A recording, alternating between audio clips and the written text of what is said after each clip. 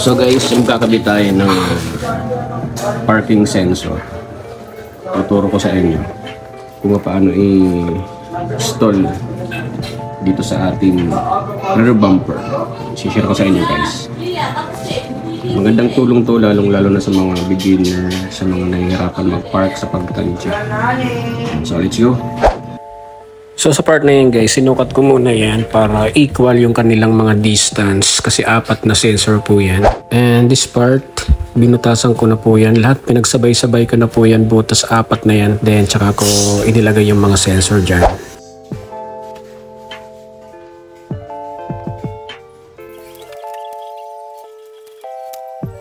So yung guys, ginamitan natin siya ng sukat. Bawat distance ng mga hole na ginawa natin sa rear bumper para equal yung kanyang distance tsaka yung height niya dito sa flooring at tsaka dito. Okay, so ilalagay na natin itong ating mga eye sensor.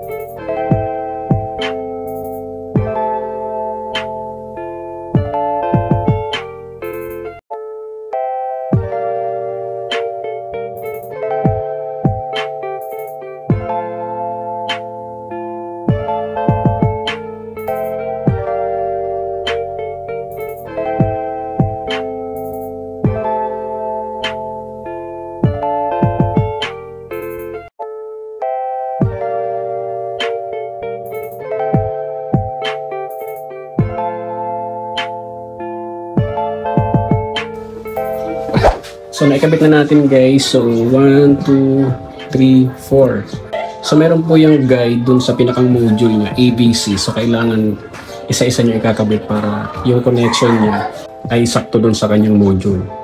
So 1, 2, 3, 4. At titignan niyo itong part na to. Kasi meron dito nakalagay na up. Yung makikita niyo ditong guide na nakasulat na up, may nakasulat ditong up. Ayan. So ang position niyan ay dapat nandito.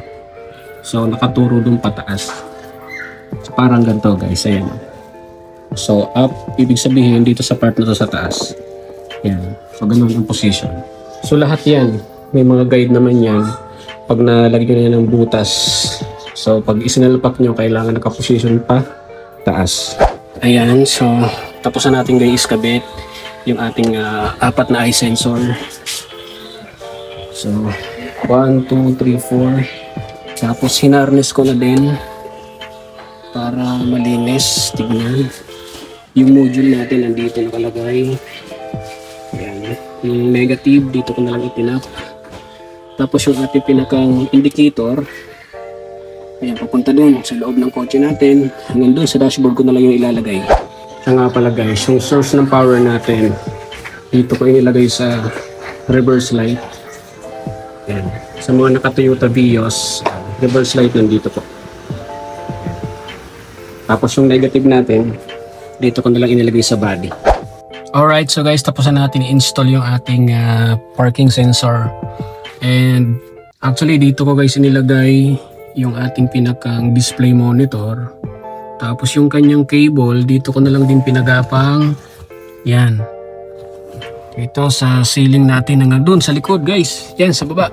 Yan, dyan ko hanggang dun sa may truck natin sa likod. Ngayon, subukan natin, try natin. So, on natin yung ignition. Tapos, ilalagay ko ng reverse. Okay? So, lagay ko ng reverse.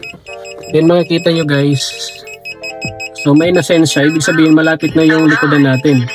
So, kung titignan natin yan sa likod natin guys, yung indicator na 0.6 na to, medyo malapit na yon. So, labas tayo guys. Try ko muna neutral. Try muna natin.